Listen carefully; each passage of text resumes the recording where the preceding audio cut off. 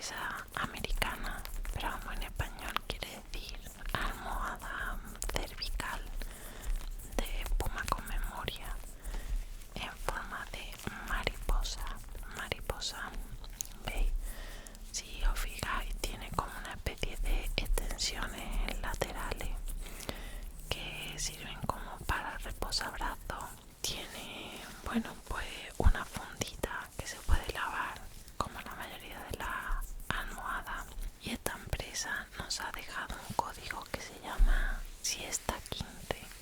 El código Siesta15, ¿vale? Con este código pues tenéis un 15% de descuento. Y como ahora se acerca el Black Friday, pues es donde van a poner los precios, dicen ellos, más pagos que tienen durante todo el año. Y bueno, pues con ese 15% extra, pues mira, así os sale más barata.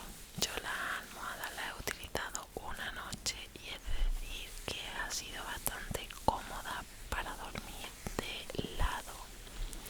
Te puede también servir si duermes boca abajo o boca arriba. Y tiene lo que me ha llamado la atención y me ha llamado la atención, que se lo he dicho incluso a Raúl cuando hemos hablado por teléfono, es que es verdad que noto que la almohada que he utilizado que más alineado me deja el cuello, no sé, me lo he notado como súper derecho. Lo he tenido que quitarle, tiene una parte la almohada por dentro que tú puedes quitar si te resulta muy alta para ajustártela un poco a la altura que tú necesites. Pero bueno, seguiremos probándola y sobre todo Raúl, que siempre es el que es un poco más piqui con la almohada. De todas formas, ya os digo que yo escogí este modelo porque tiene más de 200 reviews y era el más económico de los dos. Y todas hablan de que gente con problemas cervicales le ha ido muy bien esta almohada. Así que espero que sea así, porque a mí muchas veces, como me duele el cuello de tanto tiempo con el ordenador, etcétera, pues espero que vaya muy bien de verdad. Así que nada, os recuerdo, código Siesta15. Si lo queréis utilizar ahora en el Black Friday, pues tendréis más descuento aún, porque será el 15% más la bajada que le hagan ellos a su producto. Pero si no, lo podéis seguir usando también en el futuro. Bueno, pues vamos de vuelta al vídeo para dormir. Bueno, pues voy a ir haciendo distintos sonidos